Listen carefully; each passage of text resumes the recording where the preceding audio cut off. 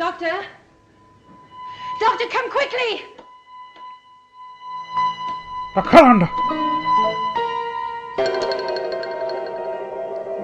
Alright, Callum. Why shouldn't the people of Dawn hold a grudge?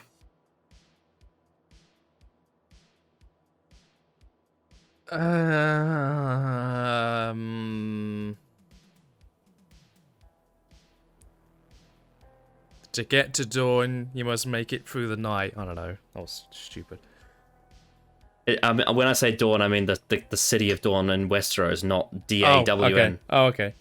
I don't know. King's Road. I don't fucking know. Because they're already used to fucking everybody. Of course.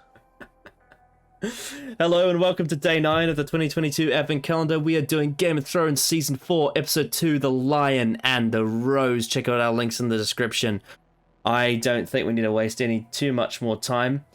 I think we should jump straight into this episode because I think we said a lot of it in Two Swords. And I think that we should just not muck around. What do you reckon? No, I don't want to muck around. Nice. I'm what they call ready to go. Yes, because winter is nigh, as they say. Yes. Yes. Yes, actually, you know what? We've got about 45 seconds. Is there anything you want to say before we jump right into The Lion and the Rose? I'm just very excited to have more good Game of Thrones, especially after the great opening that was the last episode. I'm expecting a lot more developments, because the last episode was a lot of King's Landing heavy stuff. So yeah. whether that's going to continue and that be more prevalent or Well, given setting, given the title of the episode is The Lion, which represents the Lannisters, and the Rose, which represents the Tyrells, I would imagine King's Landing would have something to do with it. Yeah, well, yeah, it's going to be a very prominent setting. Also, for all you watching, the reason why the lighting has changed is because I have fairy lights that was bought for me for my birthday. And I also have a mechanical keyboard with bright lights on it. I have a new webcam, which looks crisper and nicer. I have a nice new mouse that's wireless as well. Everything's great. I've got a new hard drive too. There's no jelly. Yes, there's no jelly. There's no jelly anymore. It's great. It's fantastic. Yes! Let's go! Oh, nice. Oh, no. I know that voice. That sounds like a bastard. Oh. Oh, my God. Oh, boy. Oh. Wasn't it, Reek? Fine shot, master. Lady. Oh, Jesus.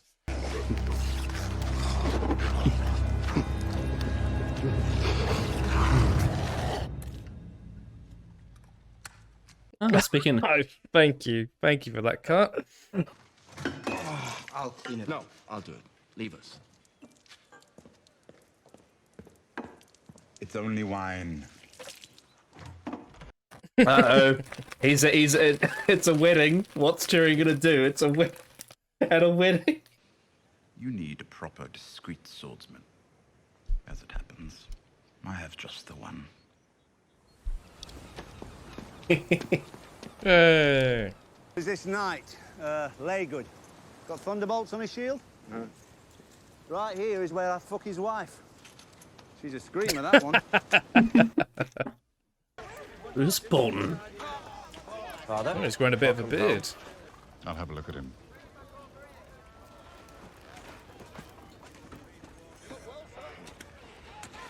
Hey. Took a hand. Father? It's just stature and everything. The flayed man is on our banners. My banners, not yours. You're not a Bolton, you're a Snow. Shay has been noticed. Sansa's maid saw you with her. She already told your sister. It's Oh. only a matter of time before your father hears. Yep. Yeah. I'm guilty of being... Have you ever known your father to make an idle threat? See, Varys is very smart. Mm-hmm. For now. Honor to present you with this wedding cup. May you and my daughter Marjorie drink deep. Oh, it's and Miss live long. Tyrell. Hello there. Hello. Now that the war is won, we should all find time for wisdom. Thank you, Uncle. You absolutely disingenuous little tosser.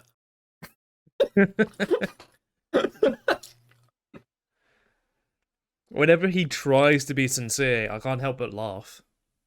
Here's the other sword. Look at his face.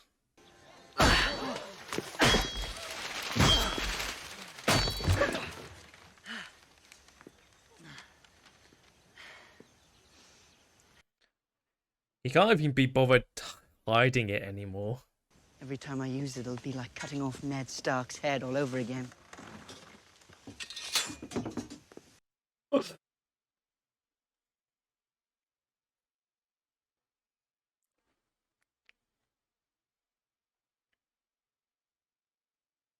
Ah, you little shit! You can't help but love Joffrey, though. He's so funny. In an edgelord way. Yeah. Not now, Shay. You want me on the desk? No. You should be smarter than that. Hear us now! Oh. Well, one of those actors were fantastic. From the dark. Well, It's time to burn some bodies. Lord of Light, protect us! she's burning her own brother. Oh, God. Wow, she really is crazy. Did you see their souls? It was their souls. Our Lord took them. Did you see? She's great at acting as fucking it like a psychopath. Why else would the Lord of Light have seen fit to mark her face? She needs the rod. She's my daughter. You will not strike her. As you command. God, I fucking hate her. I hate her a lot. What a terrible marriage. Yeah.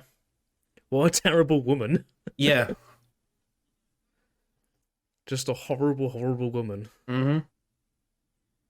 You can just tell Stannis Baratheon hates his wife's guts. Oh, absolutely. It's like you think about like Ned and Catelyn, it's like the opposite. Oh, yeah. I believe we have dog cam on operation. Hodor.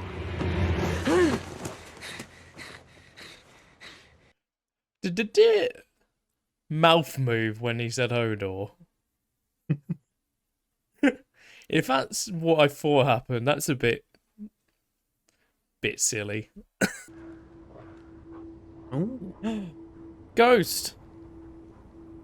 Is that Ghost? No, I think it's Summer. Might be. But it's the Godswood tree, Summer. though. Yeah. I was very white, that's what I thought. But that's probably because of the lighting. Whoa!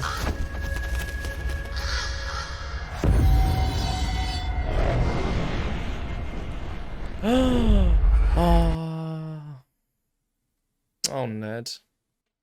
Time for another wedding. Oh no, not another wedding.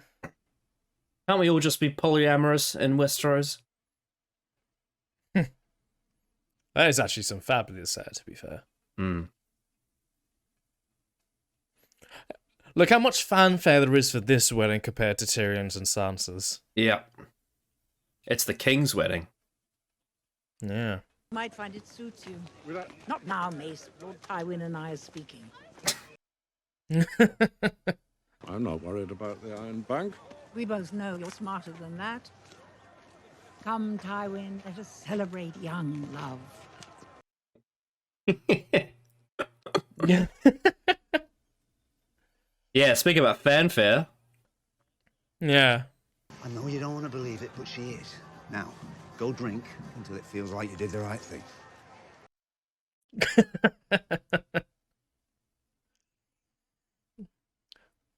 Peter Dinklage is giving here quite we a go. performance this episode. Our new favourites.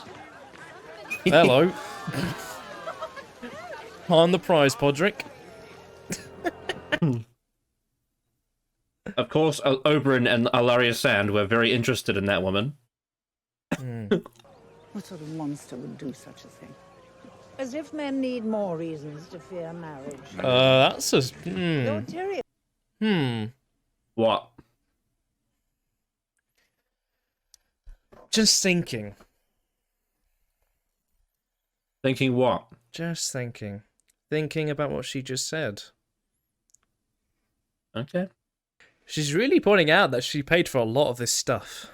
King Joffrey has decreed that the leftovers from our feast be given to the poorest in his city. Oh. I'm sure that was all his idea. Yeah, I was. Oh yeah, he's just very Varys. generous. Look at Varys. He's not smiling. Yeah.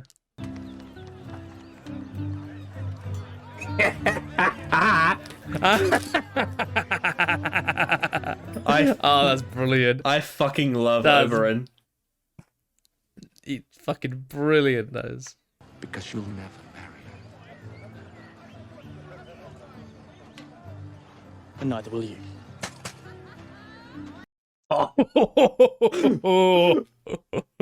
Oh boy. Oh, you poor boy. bastard. Oh, God, why did they make her wear such silly outfits?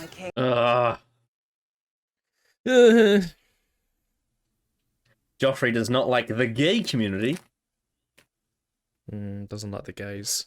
I don't serve your brother, Your Grace. But you love him.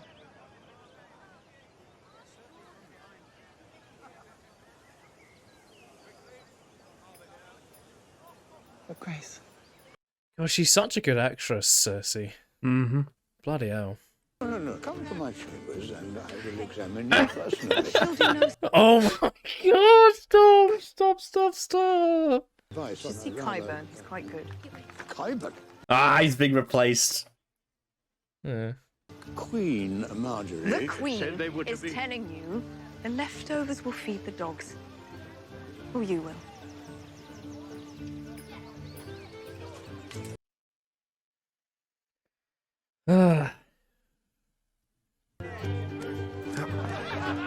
Oh, there that's he the is. fool. The Duntus. These shots behind the chairs are very interesting. Mm-hmm. They keep cutting. Small pleasures. Your Grace, Lord Tywin. Uh-oh. Prince Oberyn. I don't believe you have met Ilaria. This is the Lord Hand, Tywin Lannister, and Cersei Lannister, the Queen Regent. God, this is so awkward. This is such an awkward wedding. In other places, the rape and murder of women and children is considered distasteful. Former Queen Regent, that your daughter Myrcella has been sent to live in the latter sort of place.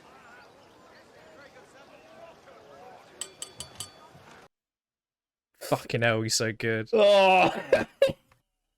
God, he's so There's been agitated. too much amusement here today. Everyone is too happy. I don't think Joffrey's paying attention.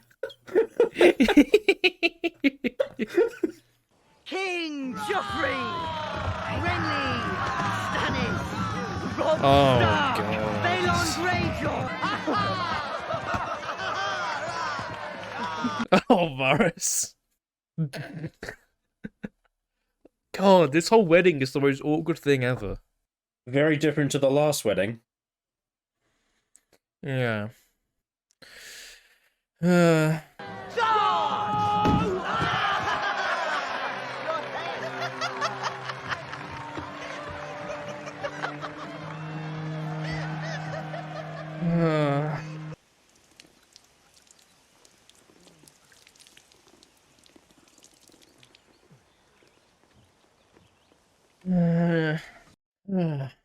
God.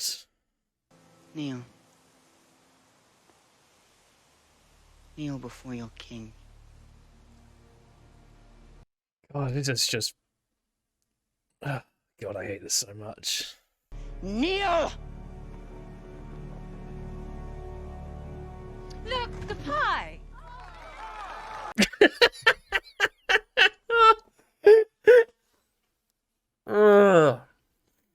Oh wow, that is a massive pie. Oh, Peter Dinklage is so fucking good. Jesus Christ. I was right that this was mostly King's Landing. Whoa! My hero. Ugh. Pigeon pie, or whatever bird that was. He's choking! Help the poor boy! Joffrey! Joffrey! Come with me now. Joffrey! Oh my god! Oh, Jesus. Bloody hell.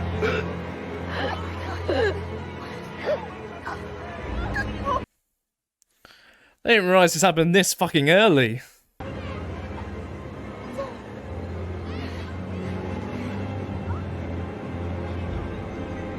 Oh, they think he did it! Oh, God!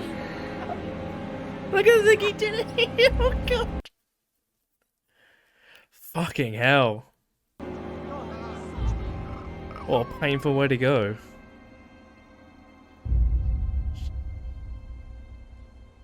Fuck! Oh my god!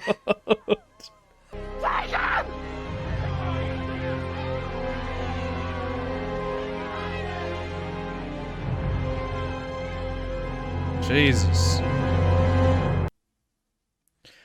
Whew. Only one death at this wedding. Yeah. Yeah. Fuck. Oh. From the start, something was up. I noticed right at the start that. Oh, Jesus. Yeah. Yeah. Yeah. Yeah. Your initial thoughts on the Lion and the Rose, also known as the Purple Wedding. Because his face was pure purple Yeah. after he fucking was poisoned. Mm-hmm. Yeah. So I knew Joffrey would die at some point during the show. That's one of the things I knew. I think because it's quite a well-known thing that a character like Joffrey, who's very well known for being a despicable little bastard, dies tragically. I say in quotations because he's a fucking bad person. I didn't realise it'd be this early. I didn't realise it'd be the second episode of the 4th season. Yeah. So knowing that I knew he was going to die, that 20-minute stretch from the start of the celebration of the wedding, that entire 20-minute stretch, I'm just thinking that something is off and something is wrong. Yeah. And it goes back to the line where fucking... can't remember her name on the top of my head. Olenna Tyrell? Talks to Sansa. Yeah, when she talks about the Red Wedding, and I'm trying to find the line. Yeah. She's like, what an awful thing to have getting killed at a wedding. Like, to that.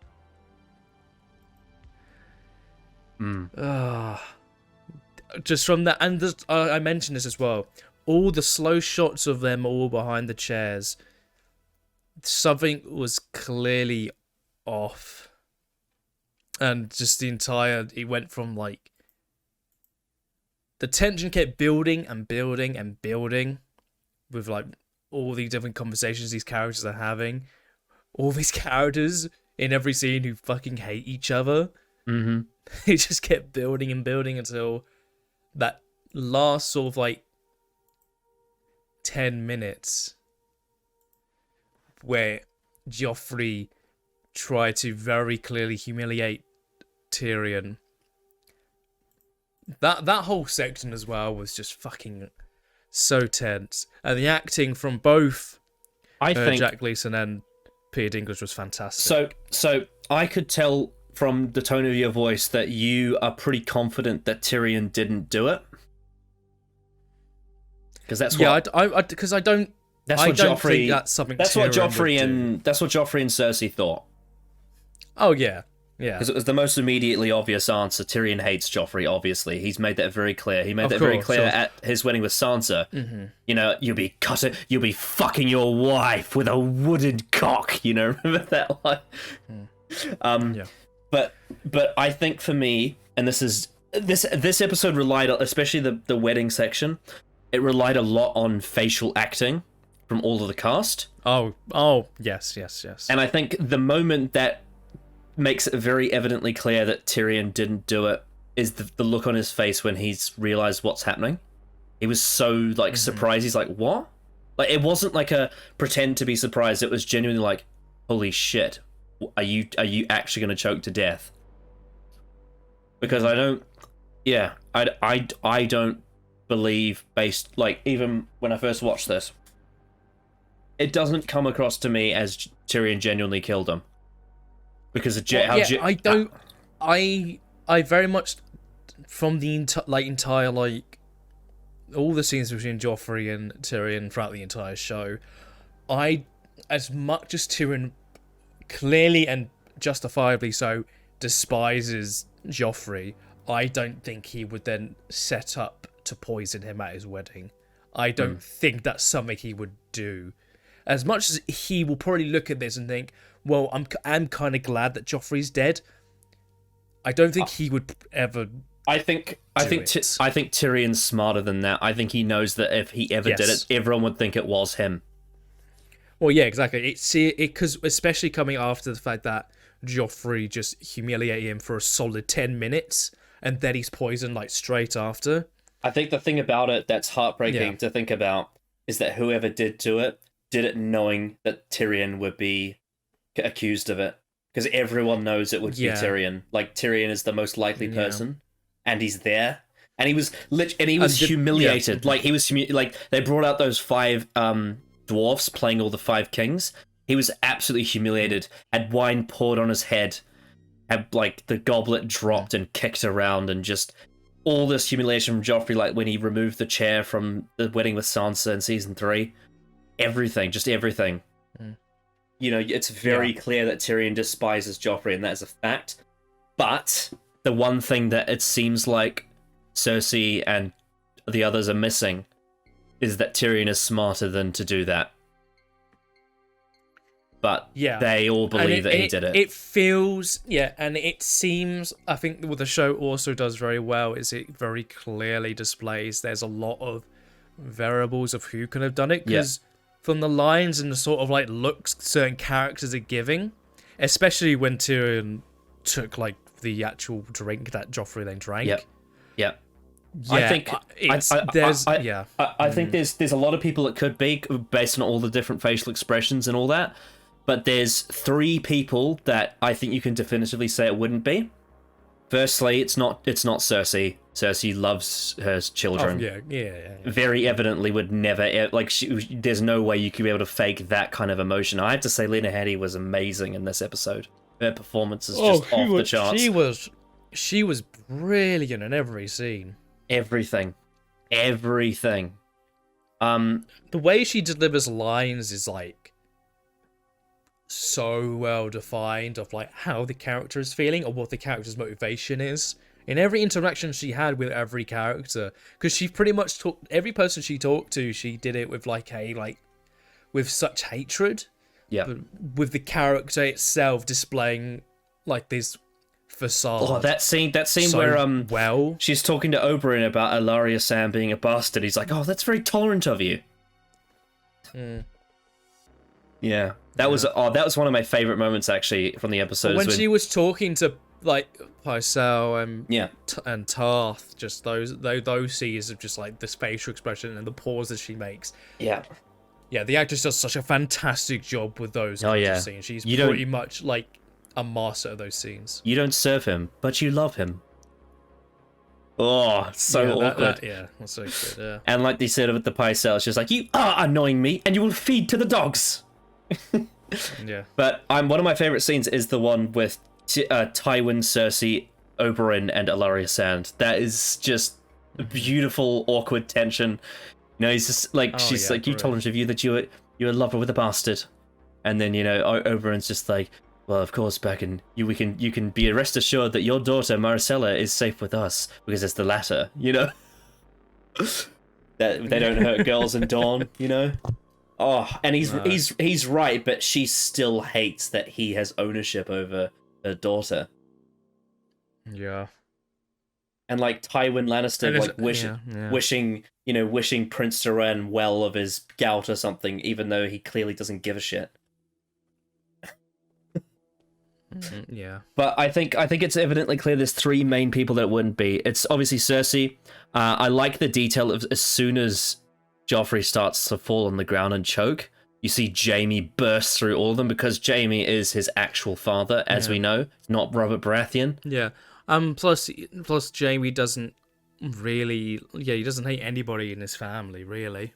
Well, I mean, even though, because remember the interaction they had in the previous episode, even though Joffrey embarrassed him, he still didn't hate him for it. He was annoyed, but there was almost this little twinkle of, that's my boy. You know, that's exactly what I would have said at your age. A little bit, yeah. Because let's not forget, despite the fact that we've seen Jaime go through a lot of development and realizing who he is, you know, that he was wronged as being the Kingslayer and whatnot, he is still at his heart, you know, a lot of what Joffrey's personality is just an extension of who Jaime is in some ways, but it's taken the other way, and Joffrey doesn't have any of what Jaime has, of like the real heart of who he is.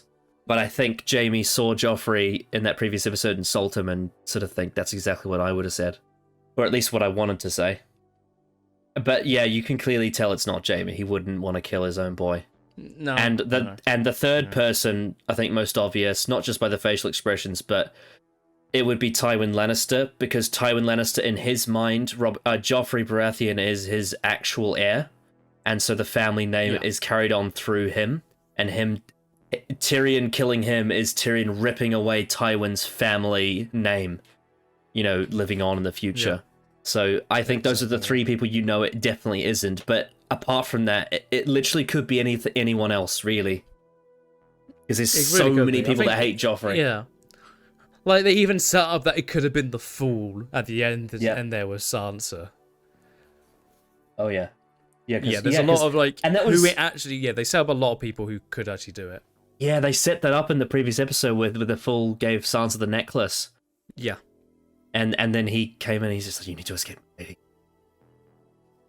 And that makes me think, because I know, because of from season 8, that she eventually goes to the north. So whether this is now the time she actually leaves King's Landing is actually going to be interesting if that's the case. Well, she's been there since Ned. She's been there since Ned arrived, which is a very long time. Wait, she's been there since season 1, episode like 3 and 4. Yep, episode 3. So she's been there for pretty much the whole show, pretty much. Yeah. So yeah, just that whole. I'm really like impressed with how good that last sort of 20 to 25 minutes. Yep. Of the episode was. It really was like. I was right. I was bang on the fact that this was going to be very King's Landing centric. Yeah, there's a lot of attention to detail, and obviously I know. But if you watch the episode very closely, you look at all the fine details visually, you would be able to figure out what happened. Like exactly what happened. It is all there. But if you don't know, you won't know because it goes completely under the radar if you don't know what's happening. But I watching that watched the entire murder happen basically in front of my eyes. It's right there on screen. And that's what I love about the direction. I imagine it would be, because I think with how how it was all directed and the cinematography of all of it, it very much gave me a feeling of high nerve, high tension throughout. Mm-hmm. So they're all being there wouldn't massively surprise me. So when I eventually figured out who actually did it, who actually poisoned the drink, or even the pie, or a mixture of the both, I don't know. But yeah, that's going to be really interesting. Yeah, they kind of give you multiple points where it could have happened. Yeah, there's even points where like Because there's a bit before And Loras he even... Tyrell leaves the table for a bit as well while the like performance is going on. So that's another variable there. There's also all the these fact different that, details like, I think they're going to set you may have noticed that when Joffrey took one bite out of the pie, he did this weird sort of like deep breath as he was turning around. Yeah, he was like it looked a bit like he didn't look comfortable. But then when he calls Tyrion, you're thinking, he says, it's a little bit dry. You need to wash it down. So there's different kinds of like, how was he exactly poisoned? Exactly. And given that Pycelle was not around, he can't like. I mean, and Qyburn doesn't seem to be very close either. They can't just like instantly look at him and be like, "This is what the poison was," because they're off doing something else. And Cersei was the one that sent Pycelle away to do that. Yeah. She sent him away, and then he was back at the table where Varys was. Yeah, true. That's right. So, yeah. I did notice that. Varys, by the way, throughout this entire thing was fucking brilliant. Varys I think it was great. Oh yeah, all of his facial expressions. You know what? I think I can comfortably say this. When everyone's cheering, you notice Varys looks very concerned. It was, in hindsight, it suggests that he basically knows what's about to happen.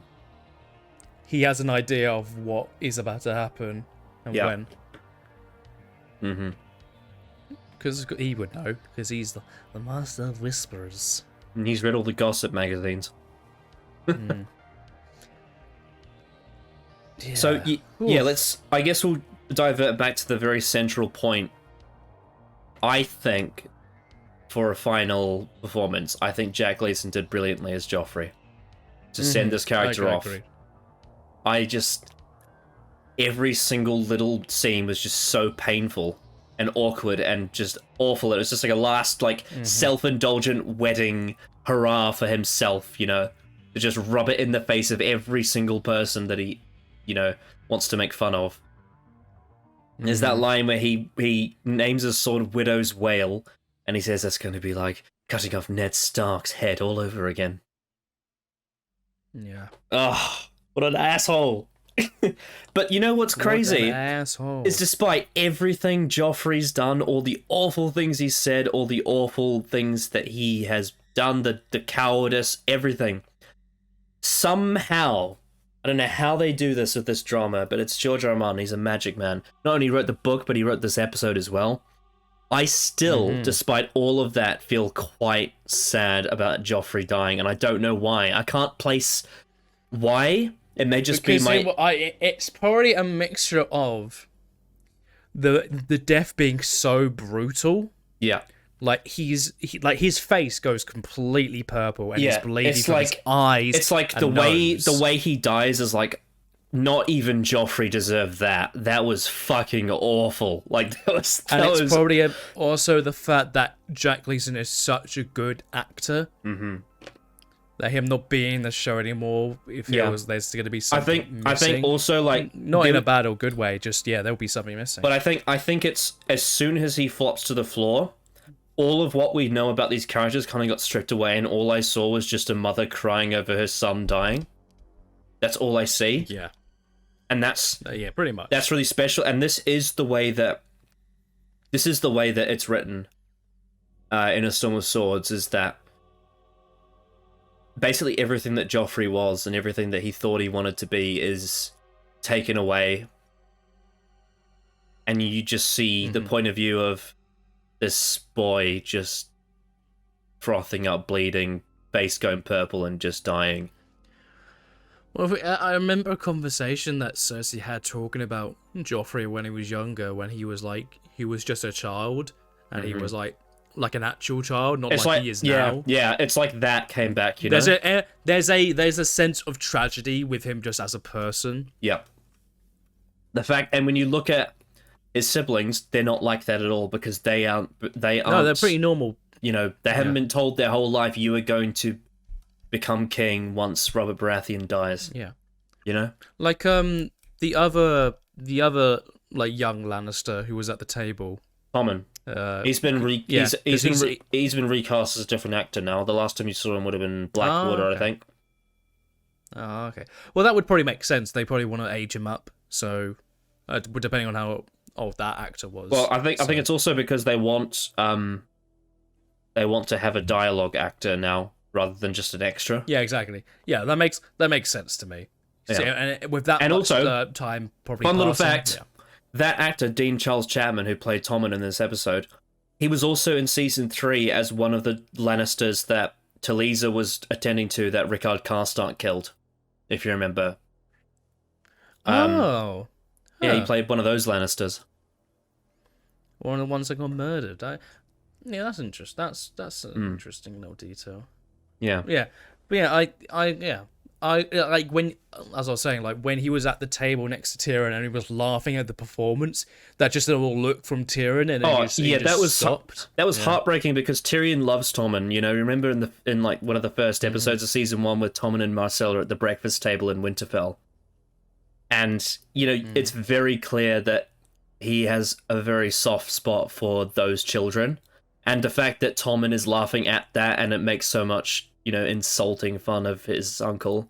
It's really sad because Tommen's just naive. He doesn't know better.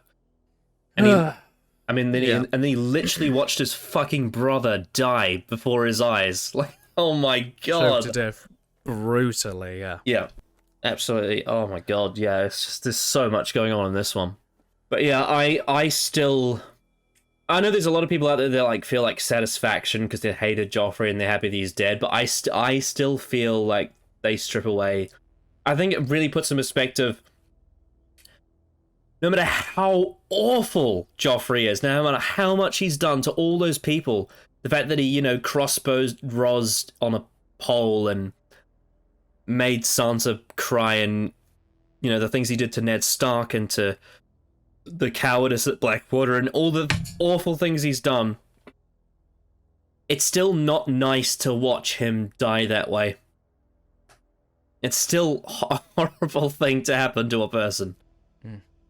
I love how George R. R. Martin was able to make Joffrey dying feel as impactful as something like the Red Wedding, where an entire like family of people died and like their army and everything. I think that really shows the kind of, you know, storyteller he is, to be able to make Joffrey's singular death feel so impactful. Yeah. And I think... Yeah, it really was. It really was. I think the entire... That, like I said, that entire 20 minutes building up to it is so expertly done. Mm-hmm. And just the performances, the direction, and just how it's all set up so well for that sort of like 2 minutes of the event actually happening. So bloody good. I mean, pretty much everything to do with King's Landing in this episode was an absolute banger. Oh yeah. I loved that. No, I want to honestly, I just want to dart around a bit because there's just so many characters to talk about and enjoy. I loved that scene where Oberyn and Ilaria were sitting at that chair and they caught eyes with Loras Tyrell. That was just... It's like his gaydar was on and he just knows. He just knows that... That was great. Yeah. That was so... And he probably has... Well, he probably has an idea. And he's just sort of like, ooh. He's pretty good looking, and you just had like a chain of so many awkward situations, like Loras and Jaime. You know, Jaime being like, you know, if you ever marry Cersei, she will murder you in your sleep. And if you have children with her, she will murder them too. But that's never going to happen. You will never marry. And then Loras says, and neither will you. Because the rumor... Because at this point, probably everybody, apart from someone like Tywin, believes the rumor at this point. It kind of has a double meaning, though, because you can't marry if you're part of the Kingsguard.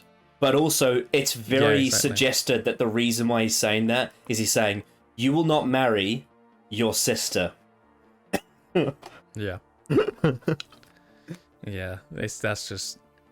Yeah, great line. And then Jaime turns around and then Brienne and Cersei have that conversation, and that's also just absolutely agonizing.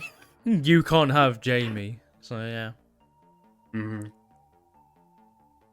Oh, that's amazing. I loved all the conversations with Tywin Lannister and Olenna Tyrell as well. Those are great. Just talking about how that was I how they're getting old and how everything's so expensive, and they're talking about the Iron Bank as well, which is great for the world building. Yeah, that conversation to sort of kick off the celebration. I mean, I think the start of that whole thing. I think it really makes a statement about what the world's state is like economically wise after Robert Baratheon's reign, because you have pretty much the two richest people in the entire country talking to each other.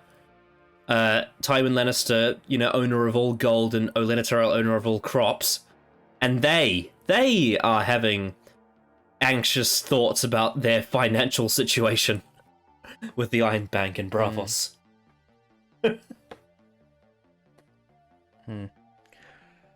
Yeah, all really well done, that was. Absolutely. I just loved how at all the different Orcan moments, especially when there's the big crowds, they all gave very different facial expressions to everything. Every single different character gave a different facial expression that would suit them to all the different things that were happening. Yeah, exactly. And that's sort of the best way to have, like, to really define there being different characters with different motivations and different wants and needs. You know what was interesting? Yeah. A character that we didn't get, character that we barely got any dialogue of, but we learnt so much about purely from his facial expressions, I thought was a character that debuted in this episode, and that was Mace Tyrell, the father of Marjorie and Loras. Yeah, he did, yeah. I loved how he's just such a nice, polite man. Very, happy to see his daughter get married. He's excited for this day. Very, very nice man. I just loved over the course of the episode, he just slowly got broken. He was still holding together. Like, when everyone else was, like, getting really mortified by Joffrey, he was still, like, keeping high hopes, laughing at the king, and, just sort of keeping it all together. But by the end, it just broke him. He's just like, I can't smile anymore. This is just getting ridiculous. Yeah. Yeah. And he's just, like, awkwardly looking at Joffrey like, what the fuck is gonna happen now? Yeah. The one other thing as well is the sort of reaction of, like, Marjorie. Is like, I think that's very interesting. Like, her because the little look that Joffrey gives just before he starts to, like, tumble over, and she just goes in such a, like, in a way that makes me think she could also be someone who poisoned Joffrey. Her sort of, like, look, and then she's like, oh, he's choking, like, that sort of announcing reaction. it, really. Like, she's announcing it. Interesting. She's announcing it as opposed to being heartbroken that her love is gone, Yeah. She's not sad about him dying. She doesn't care, clearly. Considering we had that scene last season between her and Sansa just, like, describing Joffrey as an actual monster. Mm-hmm. That's something that she knows, and she had no reason to not believe Sansa. That's also something I'm thinking about. Marry Joffrey and then have him poisoned. That could be a thing. It's possible.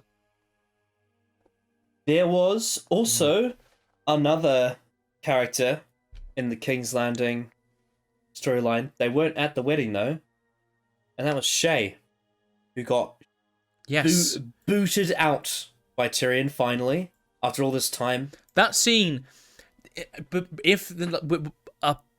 not thinking about the last 20 minutes, that was probably my favourite scene purely for Peter Dinklage's acting. Yeah. I think that scene is one of his best performances. 100%. You could tell there was so many things going on in his head there. Because he was... I got very much the impression that he's saying this to try and do his damn hardest to make Shay leave. Despite I don't think he actually believes the things he's saying. Yeah. In terms of the fact of the implications he's giving. Because she is a whore. She has pretty slept with a lot of people. But I think you can really tell that Tyrion is just saying it just so she'll want to leave. Yeah. While he doesn't actually feel the way he's what he's implying. Well, he feels that way. He's speaking the way to her that his father would speak to her. Yeah. He doesn't believe the things he's saying, but he just wants her to be safe, and he realizes that if she sticks around for too long, that's what Varys told him. That advice said. Yeah, just my one my one issue with that scene is I just don't think the actress for Shay is that good to really sell that moment. She's competent enough, like she's a decent, but for that scene, it was pretty much all Peter Dinklage for me that really sold that moment. I mean, she usually, it's not really fair on her because she usually gets overshadowed by him, which is a shame. Yeah. I think with that kind of scene, to have it be like the perfect scene, both actors in that scene really need to give it their all. And I felt she was fine, but Peter Dinklage was fantastic. Like she in how he performed. Yeah. She always struggles a bit with the language barrier, given she's German. Yeah. Although, having said that, maybe not so much of an excuse, because the actor for the faceless man who wore Jack and Hagar's face in season 2 is also German, but he's incredible. He was awesome. Oh, yeah. And you know what's so funny? I only just recently realised he was in the latest season of Stranger Things, and I didn't recognise him until I rewatched Game of Thrones for this. He's a really bloody good actor. Yes. And so so is Peter Dinklage. I was pretty much like, damn, he is acting his ass off. I loved the transition too. Like, he was so pissed off that he like swiped and smashed the thing that was on the table. Yeah. And it went, and then it went to the torches. Yeah, that it was a really good way to transition. But yeah, that was everything in King's Landing was pretty great. I also loved in that scene the direction, how the camera got really shaky because you could tell he was unsettled. And like the camera wasn't as still; it was handheld. Oh yeah, that was kind of the thing throughout the entire scene. The camera wasn't stationary; it wasn't sort of settled. It was very shaky, and it was handheld. It very much told us the sort of mind state of Tyrion at that moment. He hated that he had to do it because he clearly loves Shay. Oh yeah, very clearly. And also there's one other detail that makes it even more heartbreaking for him in context, is the fact that his whole life he had Tywin talk about Tysha as being she was a whore, you know, his old wife that got raped and, you know, taken away from him when he was 16. The fact that he has to say to Shay, "You're a whore," you know, that's awful for him to have to say that to her.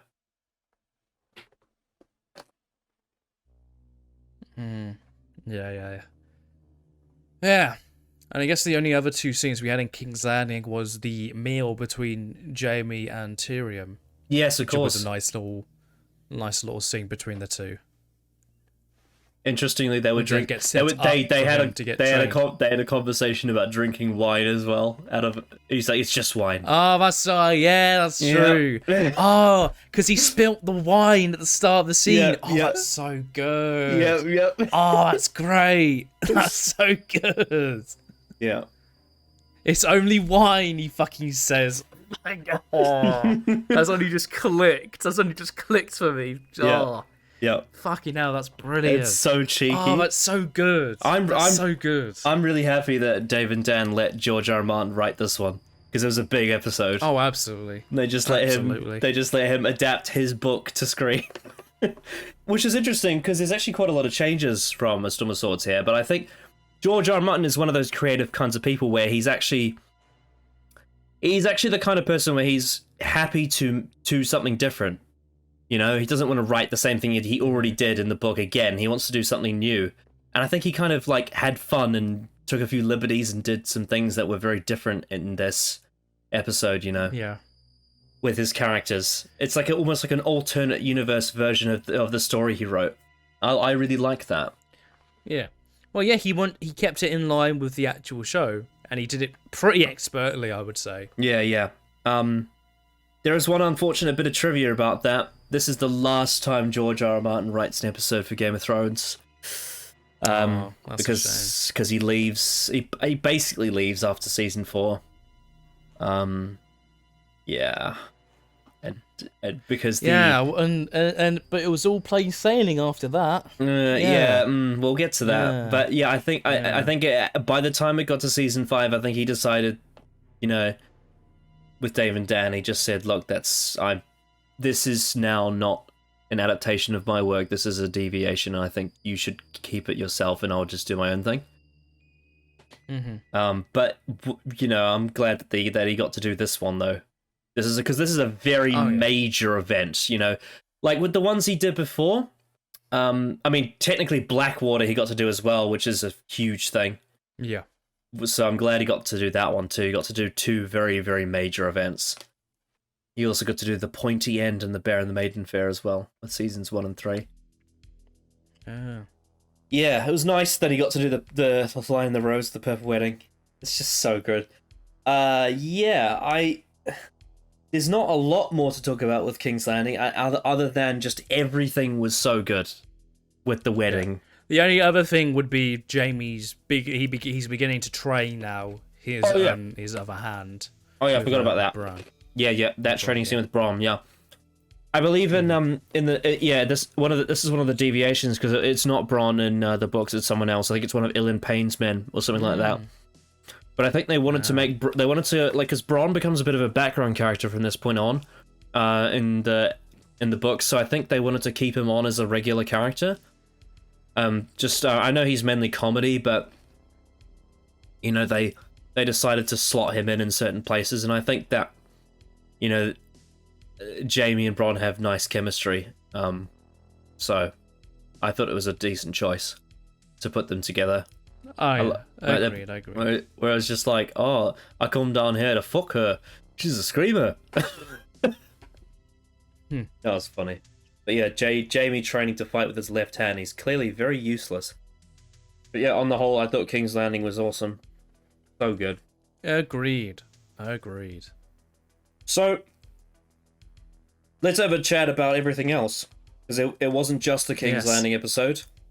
We'll start with Ramsay Snow decided to travel. He's travelled now away from the Dreadfort to Harrenhal to meet up with his father. Yes. Beforehand, though, him and his girlfriend Miranda and Reek, also known as Theon, they hunted Tansy and killed her with dogs. So yeah, what was your thought on that whole just that portion first? I guess we're mainly focusing because this is like Miranda's sort of section, and then we'll get to the stuff with his father after. Yeah, introducing this new character who's clearly a partner of Ramsay. They're very clearly well suited together, to say the least. Both are pretty darn insane.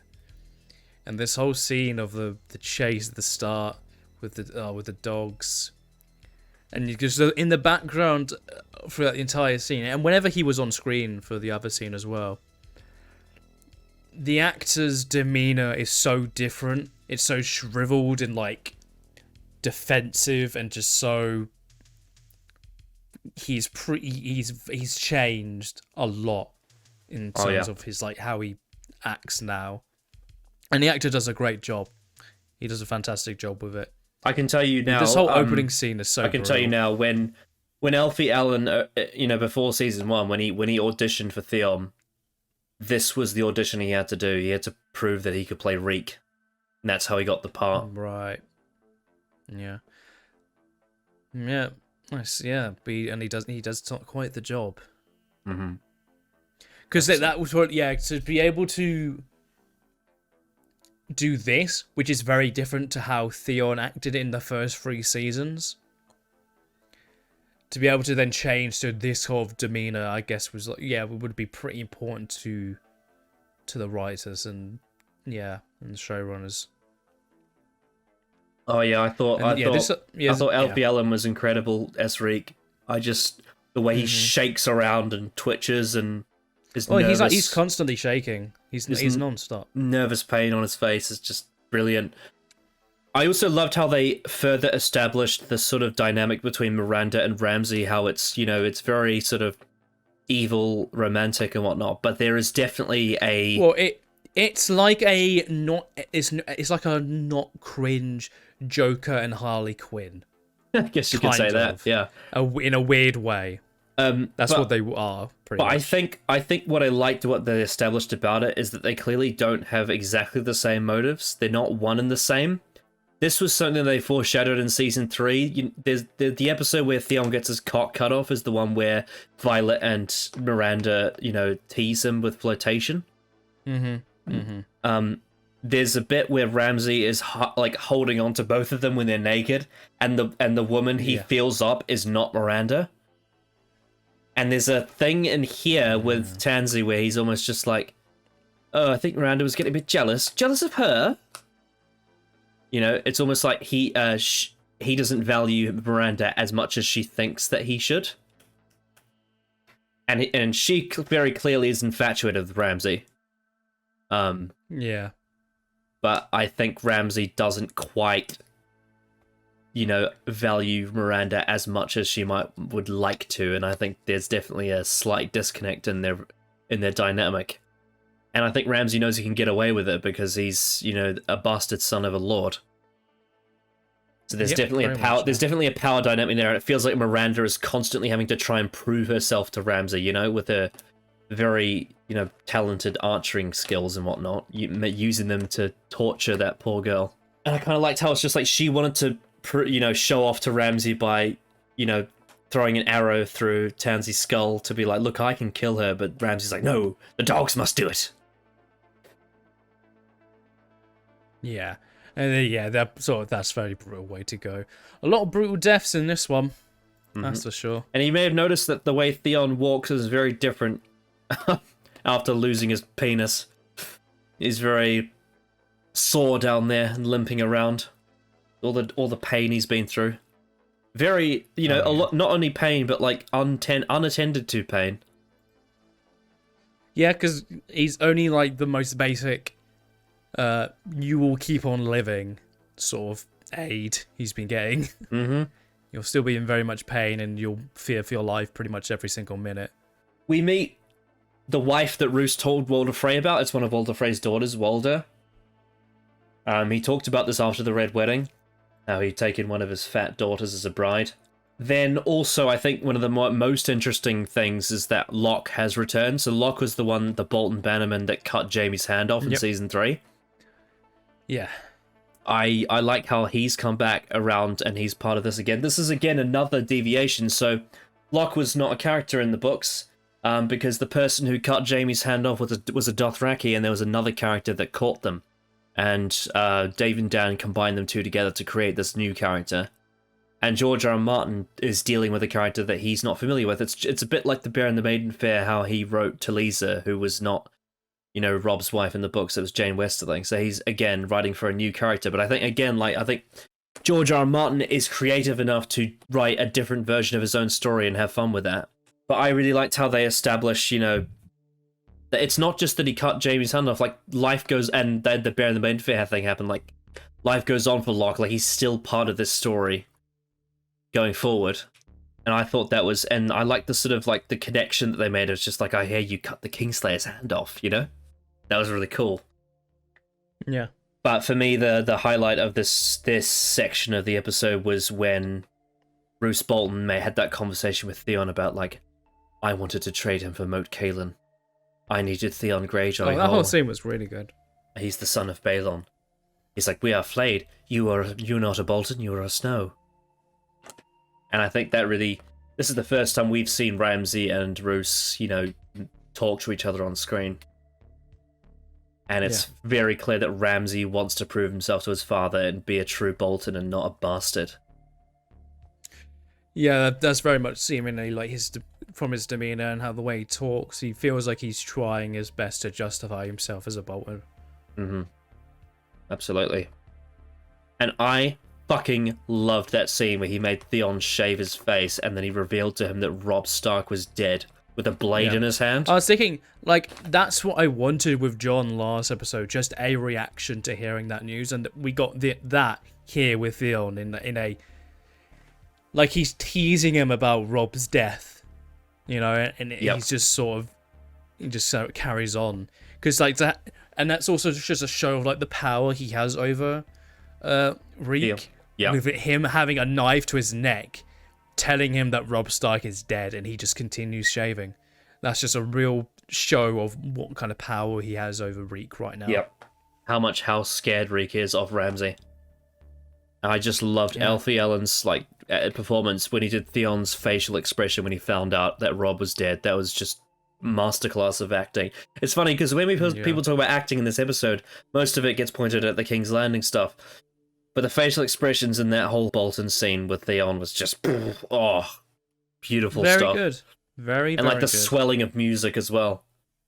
So they made it very clear their motivations going forward is that Bolton has said to Ramsay, well, we may not be able to trade Theon whole for Moat Cailin, but maybe you can capture it by some other means with what's left of him. He may be of some use to you. I thought that was a nice moving forward what motivation is there for the Boltons and Ramsay and whatnot after the Red Wedding. Real good stuff. Great stuff that was. Really loved all that good stuff with the Boltons. Yeah. And you can just tell, like, Iwan Rion, who plays Ramsay, is just so fully committed to this role. Every scene, he just gives his 100%. This role. Yeah, he gives his 100%. And I do find it interesting that this being the episode where they kill off Joffrey, this is when they actually bring Ramsay to the surface instead of just, like, set him up, you know? It's like planting the seeds of where he's going in the future. Here's the new psychopath. Yeah. That's quite clever how they did that. I just thought the whole dynamic between Roose Bolton and Ramsay was perfect. It's something that a lot of people have been waiting to see is what would the father-son dynamic be like. But just the way the actors bounce off each other is so well done. Then, we went beyond the wall with Bran, Hodor, Jojen, Mera, and Summer, and they found the old Godswood tree after seeing from Summer's point of view killing that deer. And sort of like, I really liked that thing of Jojen telling Bran about, if you walk into somewhere for too long, you'll forget who you are. Which I know you've seen. There's a cost to it, yeah. I know you've seen season 8, so I don't think it's a spoiler to say that this is some pretty good foreshadowing for Bran of losing who he is with his power. Yeah. Yeah. Wonder if they did anything with that.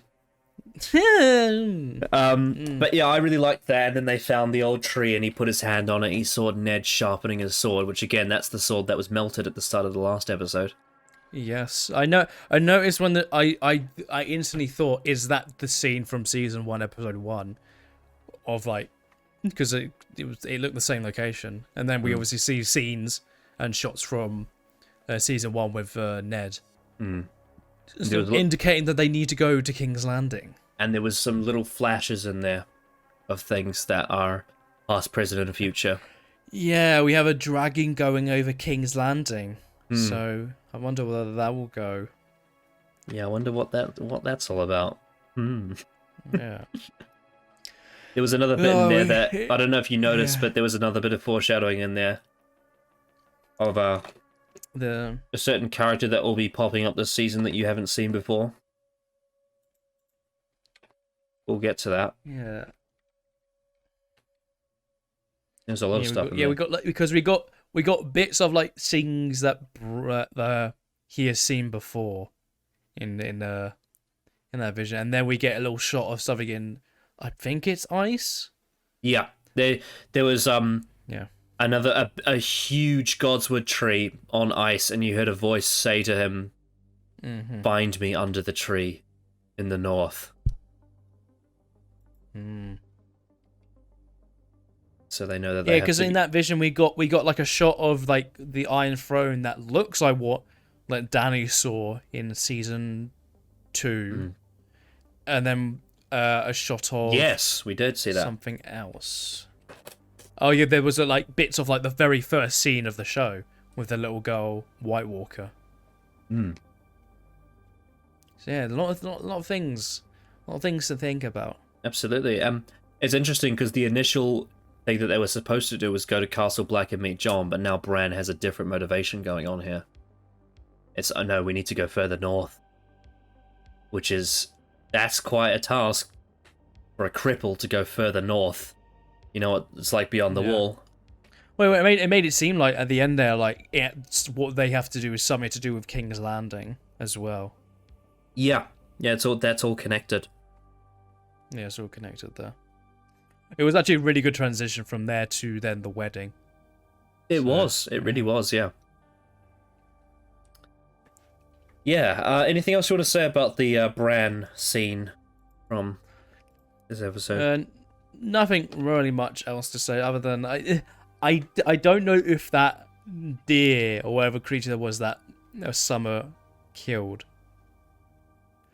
Oh, it did. It moved its mouth a bit while Hodor said Hodor. So that was a bit. It reminds me a bit of Jurassic Park 3, but not as silly. Like a cheesy it's dream. Not as silly as that. Yeah. Like if I don't know if you have seen it, but the dinosaur in a dream of the main character, like he looks around the plane and no one's in it. He then looks to the left, it's a dinosaur, and the dinosaur just looks up and says, "Alan." Oh yeah, I've seen that. Yeah, very famous clip from that film. So it's like a less silly version of that.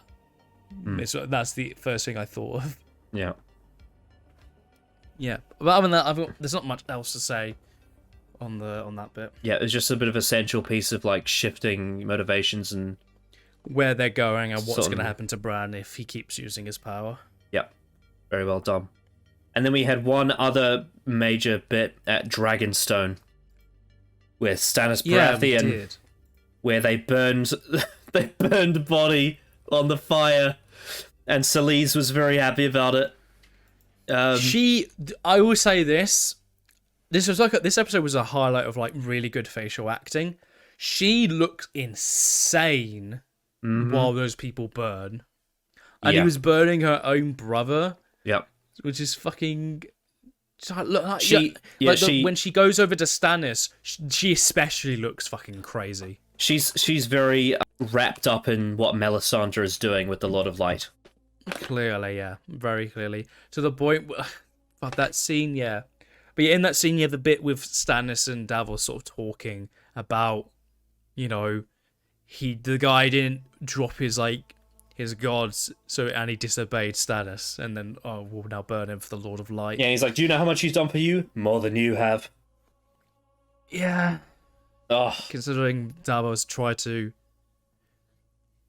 kill Melisandre, yeah. And he also let Gendry escape, which, to be fair, is a bit of a tismy moment, but that's that is true, yeah. That's an adaptation issue. In the books, I probably didn't specify this, but in the books, when it's Edric Storm and not Gendry, he gets away on a ship, and that makes way more sense than fucking rowing.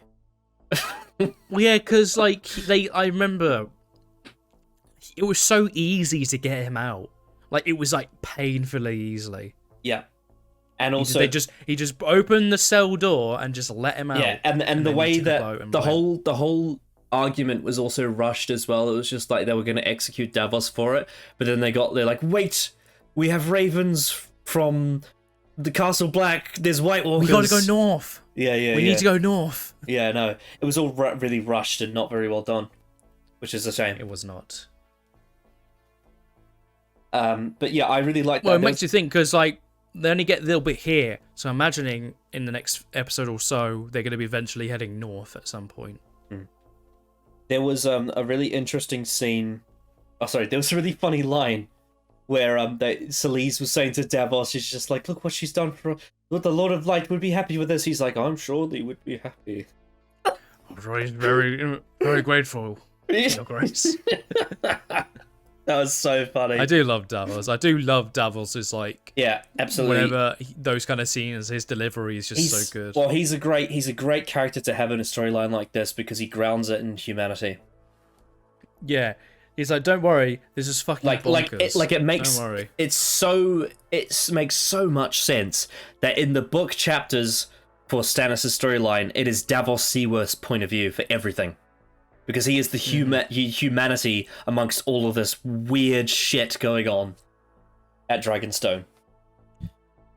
Oh, yes. Yeah.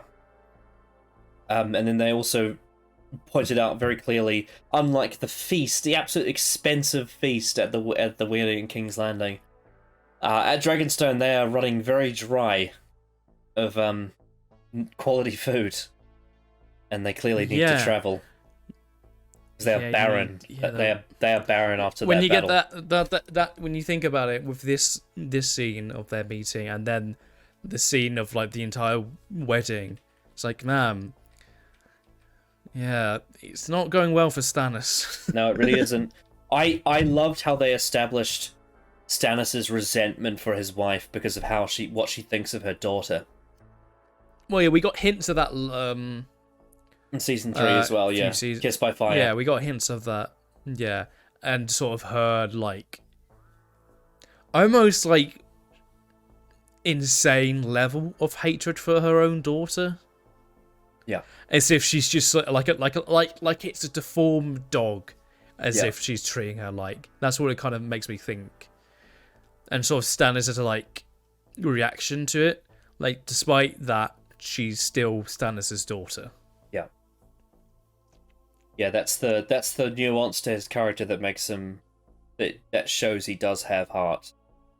Is that he still recognizes that she's an innocent girl and she's his daughter, and her having grayscale is not a choice. It was something that was given to her that she had to live with. And as we've seen in the scenes with her reading with Davos, she's a very sweet girl as well.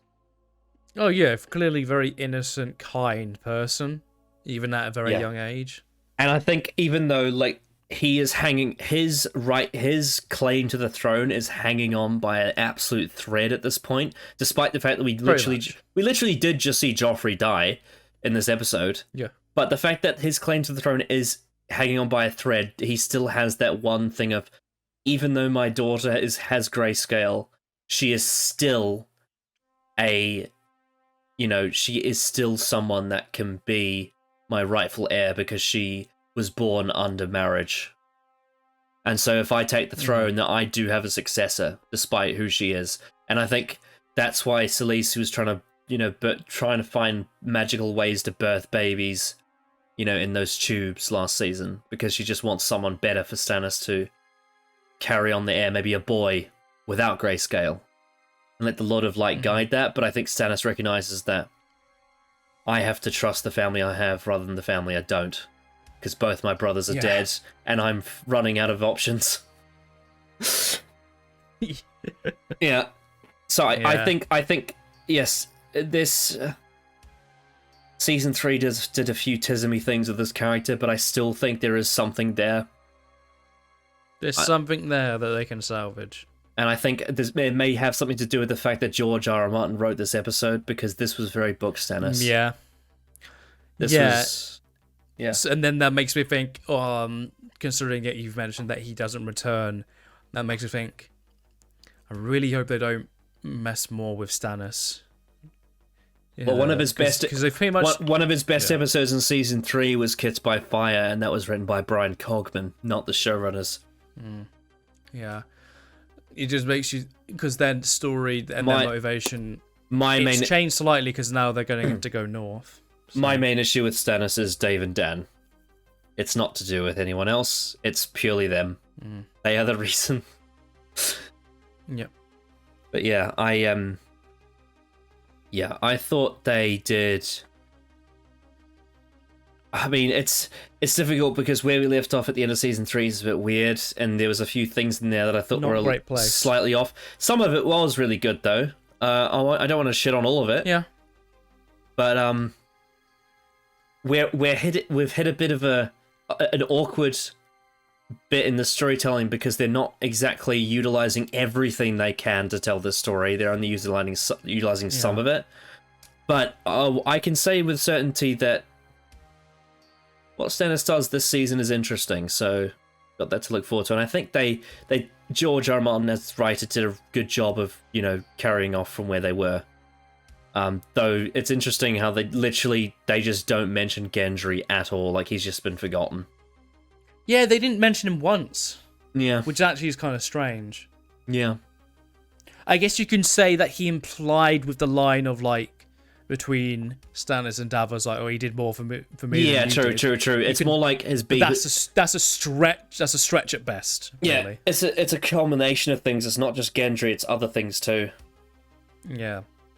It just kind of it feels like they brought Gendry for no clear reason, narrative wise. Yeah.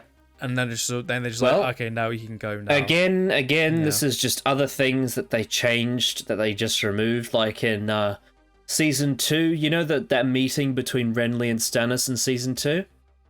It's a nice little scene that they have with Catelyn as well. But in the books, it's all about Renly trying to capture Storm's End, which is the Baratheon castle, but that doesn't happen in the show because they couldn't afford it.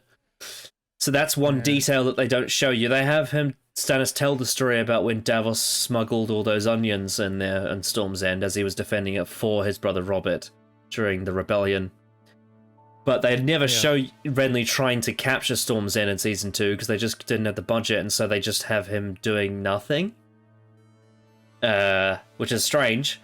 And then you get in Season 3, instead of adapting A Song of Swords, having Eirich Storm, one of Robert's bastards, be the one that gets leeched, and he's a whole different character, and then having him shipped away. You have Gendry, who's taken from the Brothers Without Banners in the north somewhere, north of the neck, away from Arya, and then he's used in that storyline. It's like, I guess you can use him because he's also a bastard of Robert Baratheon, but like, I feel like this would make so much more sense if you just didn't do that. I guess maybe it's a shame you'd have to sacrifice that really good scene with Melisandre with Beric and Thoros from Season 3, which is a really nice scene, but I think there's a way you could have just had Eirich Storm be a character of his own and done the storyline properly and not the way they did it in the TV show. But, you know, whatever. Strange choice. But anyway, they're furthering the storyline along, and I think they did the right thing. And once again, I think that they they had a scene with Shireen as well, didn't they? I believe. And that's right. So far we've had scenes with Shireen and with Davos and with Stannis, but this is the first time we got a scene between Shireen and the Red Woman. I thought that was really interesting, what they did there with that. Yeah, I agree. I was like, you ask many questions, girl. There's not 7 hells and 7 heavens and 7 gods. There's only 1 heaven and 1 hell, and the hell is the one that we're living in. I really like that. Sort of Melisandre planting her religious perspective on a child. The daughter of Stannis Baratheon. I'm sure that won't end poorly at all. Yeah, and here's the thing, right? I mean, in the situation where Stannis did get on the throne and Shireen was to be his heir, Melisandre would definitely want her, worshipping the Lord of Light. That's for damn sure, because that would get the Lord of Light on the throne. When you think about it. Oh, what it would be. Oh, what would be. Yes. Anything else you want to say about the Dragonstone storyline? Just hoping that it picks up and continues this sort of decent trend here that they've started. Really. Because I think with Stannis, that sort of conflict he's having with his wife about their daughter, I think is interesting, and that could lead to some interesting. Yes, all the ingredients are there for Stannis. It always has been there. Absolutely. And absolutely. You saw how euphoric I was about how they handled him in Season 2. I thought they did great with that. But it's been really unstable since he lost Blackwater. And that's not intentional. That's just because of how Dave and Dan have handled him. By not really taking advantage of the source material and just sort of making it a bit... I don't know. It's awkward. I get the feeling that they don't care about him as much as the fans do. Or even just the story itself. It almost sometimes feels so placed for him to have such an interesting and depth Well, story. sometimes I get the impression that they include Stannis' storyline out of obligation rather than because they want to. And that's a shame. Yeah. It's a shame because it's fantastic. Stannis Baratheon in the books is one of the best characters. And he's surrounded by great stuff like Davos Seaworth and Melisandre and the whole Blackwater storyline and everything that comes after it. It's really interesting. And I think all the actors involved are fantastic as well. top class. Stephen Delane, you know, Agreed. Carice Van Agreed. Houten, Liam Cunningham, and I can't remember the lady who plays Celeste, but she's fantastic too. We'll see how that goes. See what happens next with that. I think we pretty much covered it all. A very impactful and detailed episode. Yeah. Very much continuing on the fact with episode 1 being quite filled with a lot of setup, and then instantly with episode 2 being this massive event within the show. Like, this is massive what has happened. Absolutely. So we're going all in right now. So there's essentially like the entire downfall of Joffrey and the space that will probably leave, and that being 8 episodes really intrigues me, because there's a lot of really good stuff they could do with the vacuum of without a king. The episode received unanimous critical acclaim. Most people consider it one of the best episodes of Game of Thrones. Yeah, no real surprise there. Yeah, that no. sort of 20-minute stretch was Especially very the iconic. Especially the wedding, especially the King's Landing stuff. That is just everyone loves that. Everyone loves the King's Landing part of this episode. It's just incredible stuff, really. Such good drama. It's obviously written by George R. R. Martin, the absolute legend. Still going strong. He's very more... now, I know I said that he stopped writing episodes for the TV show in season 5 onwards after this episode. But he's been very involved in House of Dragon, which is good to hear, given that it's adapted from Fire and Blood. So that's very nice.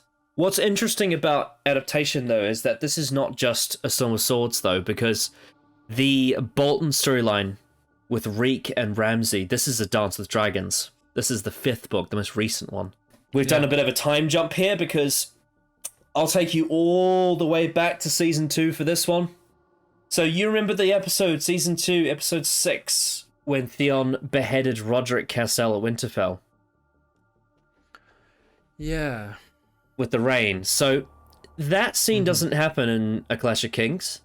The reason why they did that scene, and I love the scene that they did in the TV show, but the reason why they did that scene is because in A Clash of Kings, once Ramsay takes Winterfell, he beheads Roderick Cassel. However, the difference between a book and a TV show is you can't see in a book, whereas you can. No. And so if he had come at the end of season 2 and beheaded Roderick, you would have seen who it was. And they don't show him in that episode. They don't show Ramsay until season 3 when Theon is locked up and Ramsay pretends to not be in control of him. And he doesn't reveal who he is until after the Red Wedding, when Roose says, "My bastard has Theon at the Dreadfort and he's cutting the sausage." So, in A Storm of Swords, we never see Theon's transformation to Reek. He's just he gets captured at the end of A Clash of Kings, put in a bag and disappears. Doesn't appear for any of A Storm of Swords or A Feast for Crows. And we are told that someone named Reek captured Theon. Like, someone named Reek took him. So, basically what happens during that whole time between when Ramsay captures Winterfell at the end of Season 2 / A Clash of Kings, all the way up to this point, which is in A Dance of Dragons, we think his name's Reek.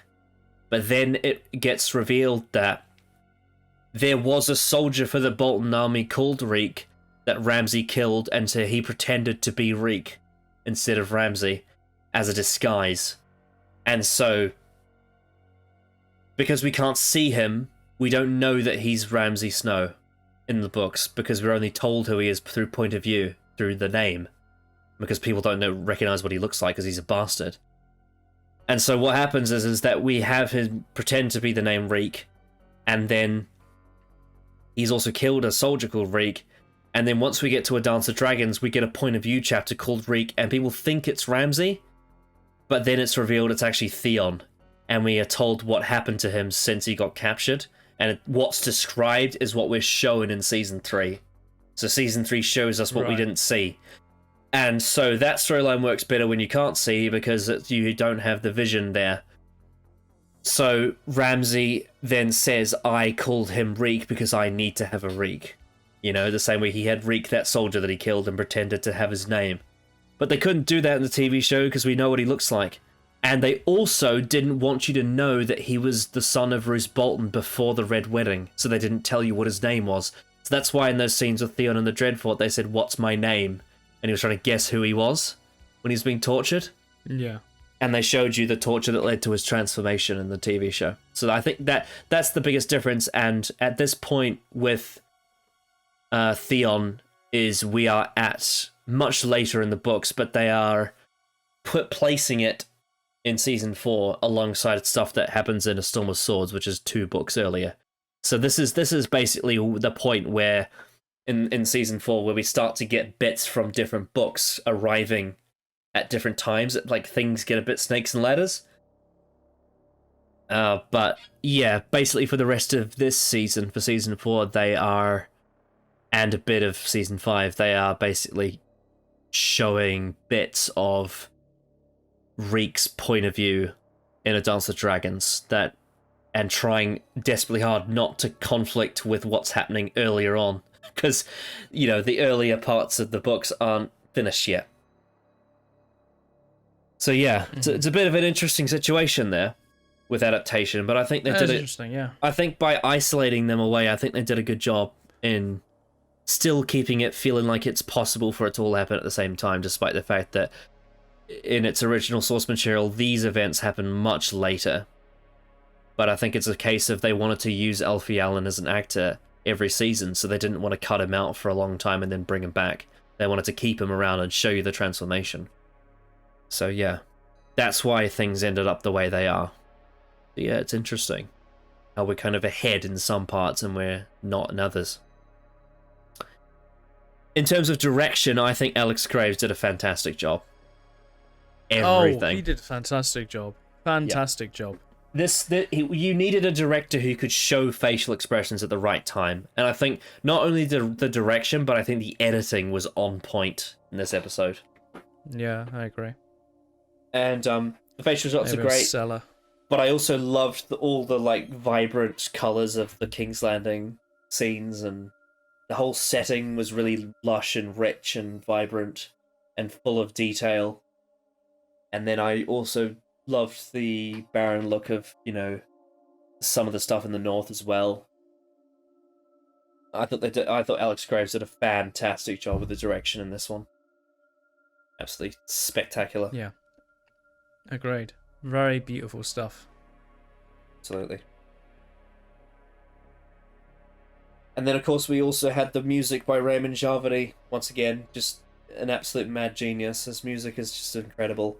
I think some of my favourite music in this episode happened in the scene where Theon was shaving Ramsay. The tension in that was just awesome. But of course, the wedding tension as well, the awkwardness, the silences, but then the music as well was brilliant. I thought he did a fantastic job. Agreed. I think he did a fantastic job. Yeah, absolutely. So I suppose we'll go and listen to the tracks then. Mm-hmm. So the first one we're going to be listening to is the Season 4 soundtrack version of The Rains of Castamere.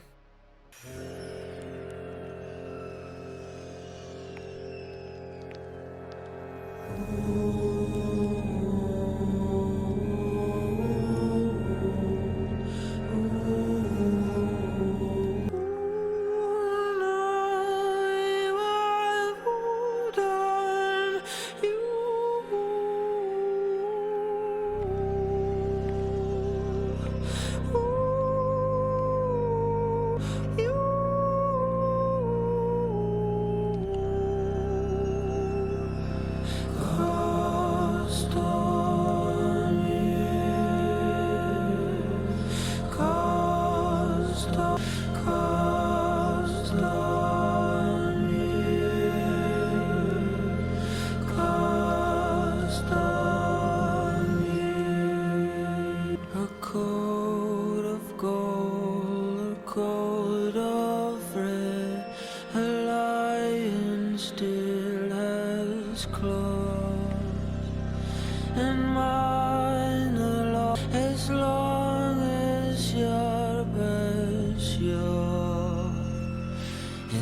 so he spoke, and so he spoke, that Lord of, and now there reigns, we bow his song, with no one there to hear. Yes, now there reigns, and not a soul to hear.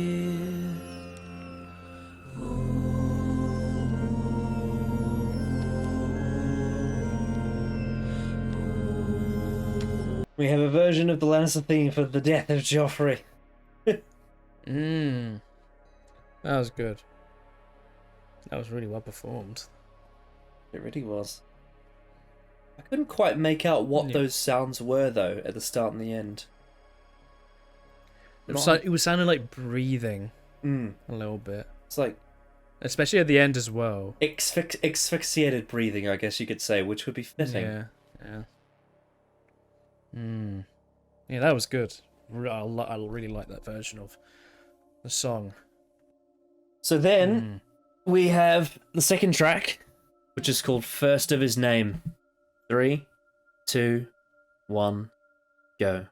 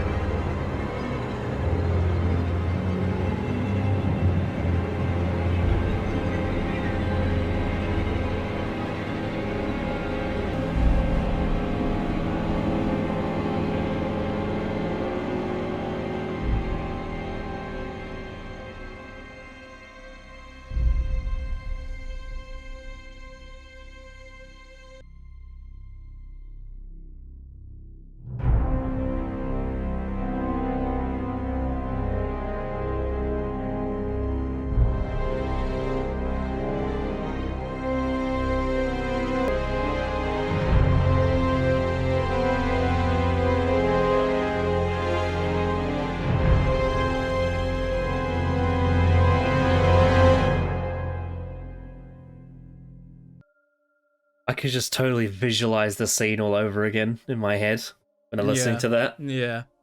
Because the first half is during the actual wedding. The second half being of the end of his life. Oh, yeah. Yeah. Very good track. Honestly, that way, the whole way that they direct and compose Joffrey's death with the way it's... Yeah.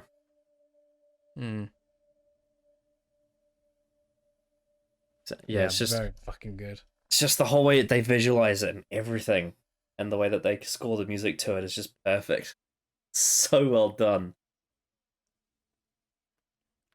Very much. You could not have presented the death of Joffrey better dramatically than they did the way they did it. It was just on point. Everything was on point. I love the little shot of his hand, the way his hand dropped, and you hear the little heartbeat, like just plunge, and like the way the Lannister theme just like sings them out like da, da, da, da. Oh, so good. So bloody good. Yeah. So we've lost our second king now. Yep. We lost Robert in season 1. This one a bit more brutal death. Yeah, well, Robert was eaten by a pig. Yeah, Robert's dead, now Joffrey's dead. I'll let you do the maths. Who does that mean the next heir is to the throne if Joffrey's dead? It would be the other...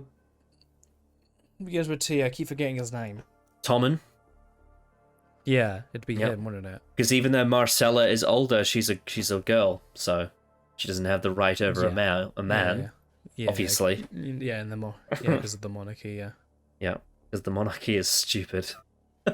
And if the monarchy wasn't a thing, none of this would have happened. But regardless, makes for a great story. But I'm imagining they're not going to until he's probably of age. I imagine, though he's probably pretty close.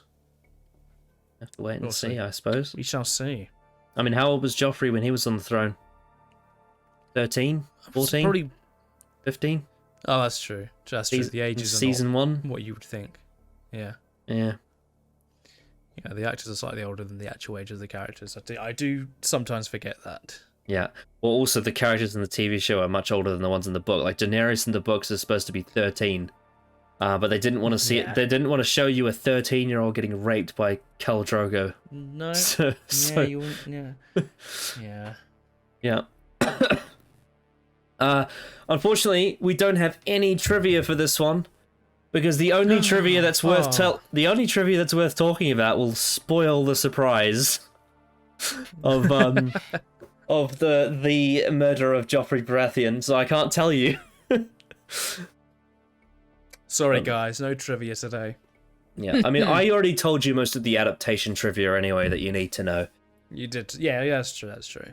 The viewership was a 6.3 overnight and an 8 overall, which is actually lower than the first episode, but it's still obscenely high. That's very high. I thought that might have broken 9 considering the event itself, but I feel like at the time people would have been talking about this, and yeah, I thought that would be at least breaking 9. I think what will be interesting is the viewership for the episode that comes right after this one. I would probably say the next 3 episodes, I'd say are going to be interesting in terms of what viewership they get. Because this would have been massive at the time when this came out. Absolutely. Everyone knew who Joffrey was. He's such a recognizable face. Yeah, Joffrey dying, and in the second episode of season 4. Mm-hmm. Because that's a pretty big deal. So yeah, that would be interesting to see. It would be. So, give your conclusion and a rating out of 10 for The Lion and the Rose. Yeah, this is pretty much a great episode. Definitely up there with one of the best the show's done. You know, this is up there with like the best of season 1, I'd say. You know, episode 9 especially. Yeah, this is definitely in my top 3 episodes of the show. So I would have to say this is probably... I would probably give it a 9.5 out of 10. Because the only thing that's knocking it down for me, I think, slightly is, I'd give it a perfect 10 if I think Shay's performance in that scene with Tyrion was a bit better. And probably also with the Stannis storyline being a little bit more well-defined, probably. As good as those scenes were. And without the Jurassic Park Hodor moment. Yes. I think Yes, you that's could why let- it's not a 10. I think you That's can the let real that reason why slide it's not a though. 10. That was not a major. No, it wasn't. It's not. No, it's not as silly as the Jurassic Park one that I'm thinking of. Yeah. But yeah, 9.5 out of 10. I think it's pretty darn good. Yeah. So for me, yeah, if this was just the wedding, the King's Landing stuff, and the Bolton storyline, this would be an absolute 10 out of 10. Because everything to do with King's Landing and the Bolton storyline is beautiful television. I do like the Bran stuff too. I think it was really interesting seeing that vision through the Godswood tree was really important for his storyline, and also him sort of realizing, if he walks for too long, it's going to drain who he is as a human. But yeah, again, like, they did good stuff with the Stannis stuff in this, but it's still, I think there's just some threads going on long term with the show that are... the show doesn't feel as bulletproof as it once was.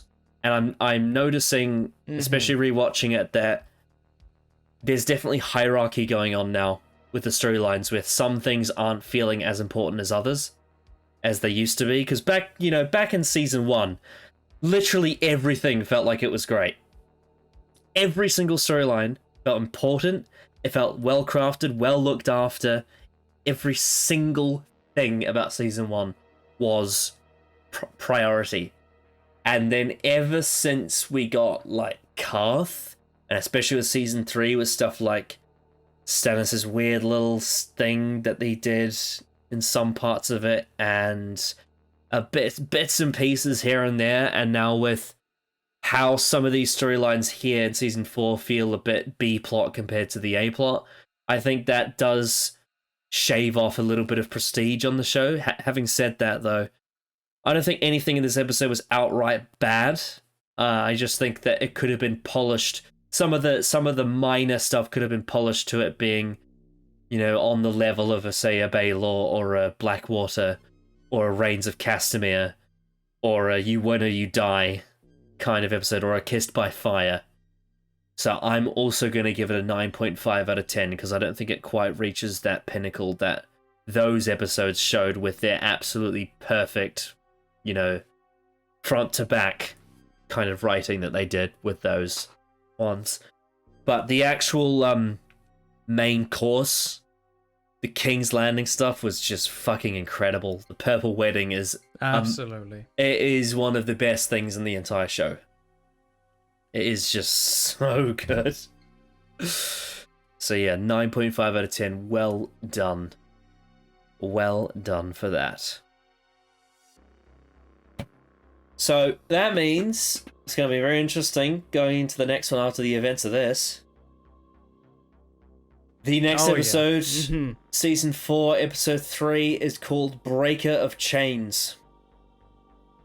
Ooh. What is your anticipation for Breaker of Chains? Well, I'm expecting Tyrion to be in prison for a little bit. Maybe, but don't know what's going to happen next with that. So, ugh. But yeah, King's Landing this season seemingly is going to be a big thing. Or the very least, the next few episodes are going to be massive. Especially with all the variables and the different aspects of where all the characters are at and who possibly could have done the poisoning. So, yeah, I'm excited a lot for King's Landing. That's going to be a very big thing these next couple of episodes. Yeah. I'm very excited. I am very excited to see where it all goes after the tragic and very sad death of Joffrey, as we are all very moved by the sad passing of King Joffrey. Yes, our once great king has passed away. That's what Pycelle would say. Ah, yeah. Yeah, it's a very tragic and sad passing of our beloved King Joffrey. He would look at Tyrion and be like, "Treason is treason!" I think I think the next episode is going to be very interesting to talk about. There's a lot to get into with Breaker of Chains. I'm wondering whether it will open with the literal throwing of him into another cell like in season 1, or if we're going to cut to him already being there. I would like to see the sort of aftermath and panic of this event, which it would seem very much on par for what the show normally goes for. So, especially given the fact that that's what happened last season with the Red Wedding. So, and also remember, yeah. In after Ned's death, the episode after that, the first shot was the blade with the blood and the hair on it. Mm-hmm. Ellen Payne's sword. Remember that? Yes. Well, thank you all for watching. We'll see you all next time for Season 4, Episode 3, Breaker of Chains. Bye-bye.